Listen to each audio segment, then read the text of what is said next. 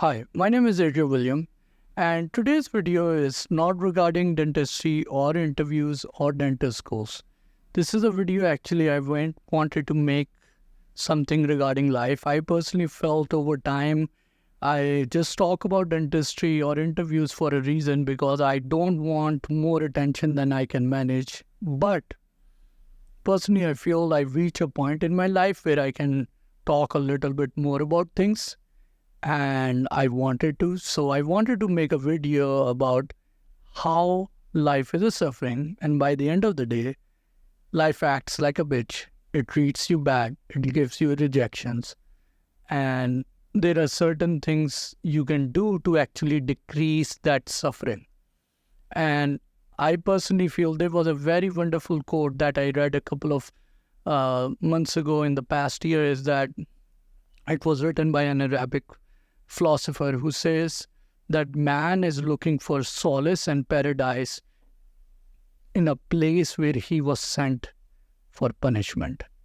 So I personally feel that if you don't agree with me, life is a suffering, you need to understand this is a journey in which we will all lose, because death comes to all of us. So nature wins and we die. We get old, we get sick, we get disease, and we die. That's how nature works on us.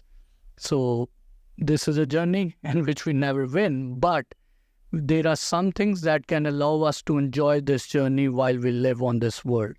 And the first thing that I want to talk to you about out of these 5 things is that if you accept that there is a bigger philosophy to life, if you have an umbrella around this life, because otherwise life would act like water. It will spill everywhere, it will cause problems, you won't be able to manage it, and then it creates psychological and emotional issues.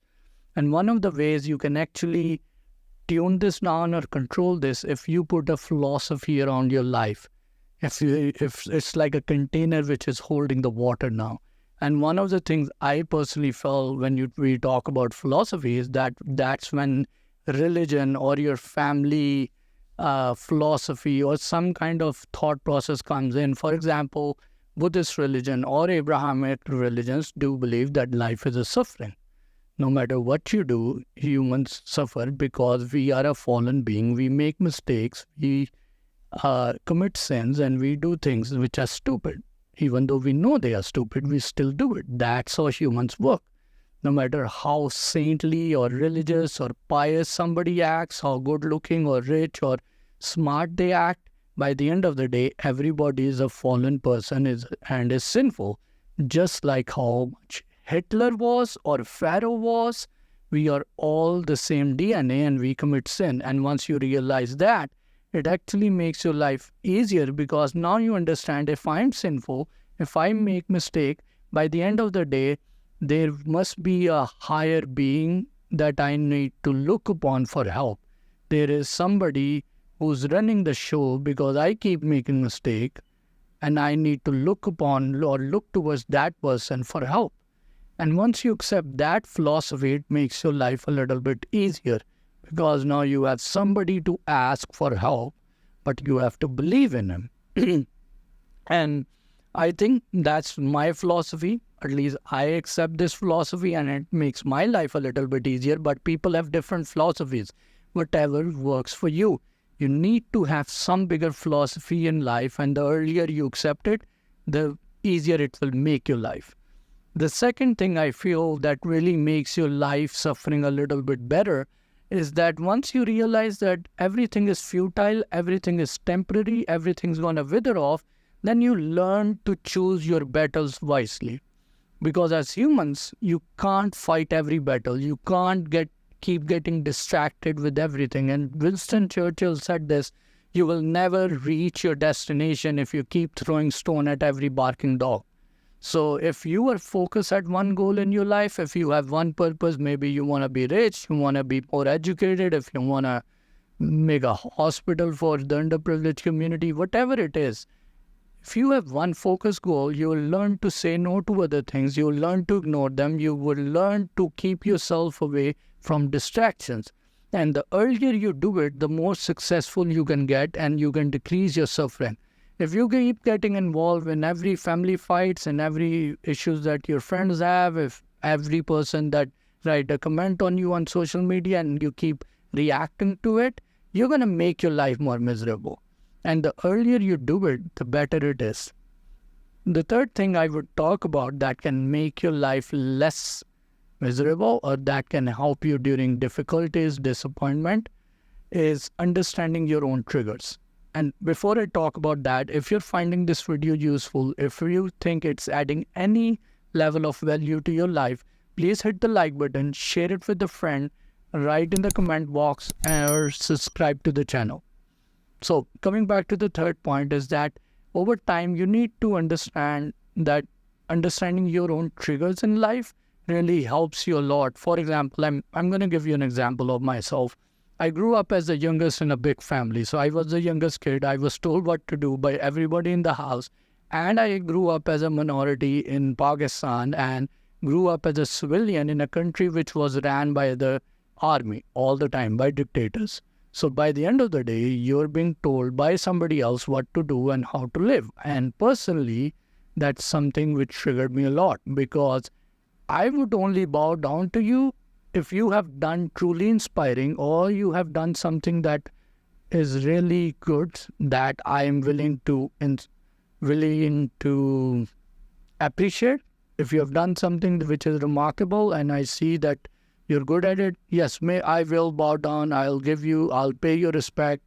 But if you have not won any war, if you have done nothing in your life and you're coming here and telling me what to do, then maybe it's time we put up a show and we're going to have some disagreement. And that was stupid of me. And over time, I've learned that that's the trigger that you develop when you're growing up. And you need to learn those triggers. You need to talk to yourself like a friend. There are certain things, certain words, certain behaviors which come in front of you and it triggers you. And the earlier you start to notice it, you write them down, you talk to yourself, you think about it, the earlier you can overcome it. The one thing I tell people is doing some kind of artwork, yoga, some kind of activity which allows you to get intact with your inner soul, with your subconscious mind, will allow you to talk to yourself, talk to your inner child. Try to find those traumas and heal yourself and relax yourself. Otherwise, you will get agitated by the same thing over and over again. And it's an ongoing battle. You have to start work on it. And it takes years. Nobody's perfect. I continue to work on it. And especially when you're super busy, it's really hard to talk or think about these things. So if you're watching this video, think about it. The fourth thing I'll tell you, which might help you decrease your suffering, is creating intuition in your life. So intuition is an inner instinct. Maybe sometimes you meet somebody and for some reason you feel this is not a good person. This woman or this man, I don't like them. I don't like their vibe. I don't like their frequency. I personally sometimes go to certain part of the town and I'm like, I don't feel right. There's something wrong. I'm in this building. I don't feel good. There's something I don't feel right. And it's an inner calling. It's an inner intuition. I make certain decisions in my life which make no sense, but I will still do it because I feel good. And they still don't make any sense to the rest of the world. For example, when I started making these videos, it made more sense putting on these suits, sitting in front of the camera and making these videos. And still today, personally, I don't know what makes me make these videos by the end of the day. It feels like I have an inner calling. There's certain things I see going on in my life around me and I feel like, okay, I'm going to make a video about this. Now, who is it going to serve? Who is going to benefit? I don't know, but I just do it out of an intuitive feeling. And that's something which you develop over time. And you make a lot of mistakes, you take wrong decisions, but by the end of the day, follow your instinct. So people will tell you to get rich, make more money, do this, follow certain things. If your own heart is not following it, if you don't get that intuitive feeling, maybe you should think about it. And that would make your suffering less miserable. Because hard things will come at you. You will have failure or disappointments. But at least you listen to your own heart, to your own intuitive feeling, and you will feel better regardless of what the situation is. And the last thing I'll tell you, the fifth thing that can help you in this whole life when you deal with death, rejections, breakups, when you deal with disease, failures, disappointment, is that you need to continue to attempt things no matter how much of a bad phase you have. Maybe you had to wait for a couple of years because you didn't have the money, you didn't have the visa, you had family responsibilities, you had kids, whatever the reason was, you had to delay things, but still you need to keep attempting. Never give your soul or give your life into pessimism that you think my life is all done, the roads are closed, I'm coming from a certain gender, from a certain race, ethnicity, I won't be able to do it. Screw that crap. No matter what you're capable of, keep attempting. Never give it up. No matter what happens, keep doing it. You'll keep failing. Analyze from it. Reprogram yourself and try again. That's something you have to keep doing. I'm going to give you this example. Like a few days ago, my childhood friend called me he was a friend from school time. He said, "Hey, how's your dentistry going?" I said, "Good. Everything's going good." He said, "You remember your hands used to shake?" And I remember my mom used to say this. My childhood schools noticed this too. I used to have a tremor in my hand. And now when I think about it, every day I'm raising a flap, I'm working around the eye nerve, mental nerve, I'm putting implants, I'm doing surgeries, and I do it every day and I feel pretty comfortable at it over time, but I never thought about that tremor in my hand. And that was something real. And as far as I remember, I was in grade 3, one of my teachers asked me to go and write on the blackboard, and when I went up there and started writing, the whole class behind me was looking at me and my hand was shaking. And I remembered that for a very long time, my hands would shake. But now I do really delicate stuff, soft tissue, suturing and stuff on patient, and I'm fine with it. And when I think about it, it's all about attempting. I fail, I make mistake. There are things which go south, but by the end of the day, you keep attempting things. And that, I think as humans, the only way to overcome negative thought process, bad feelings, is to attempt something constructive. It might be small, maybe go and polish your shoes. I like to iron my shirts at time when I'm very stressed out. Taking out those wrinkles, I've known people who would like to wash a dish or maybe go and water your plants, something like that. Keep attempting things.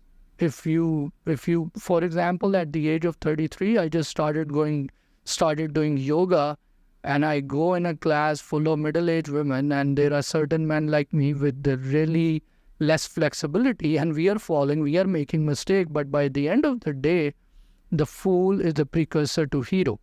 You attempt something, you fail, you analyze, reprogram yourself, and you get back up.